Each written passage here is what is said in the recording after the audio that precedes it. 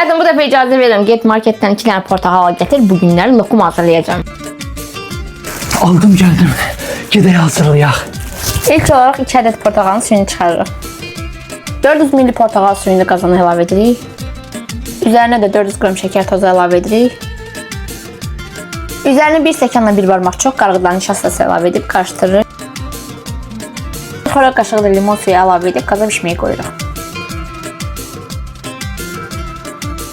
Mən qozu çox sevdiyim üçün azca da qoz əlavə elədim. Siz zövqə görə əlavə etməyə bilərsiniz. Son olaraq lokumumuzu qəlbimizə tökürük və soyuducuda 5-6 saat gözlədirik ki, tam o alınma lokum formasına alsın.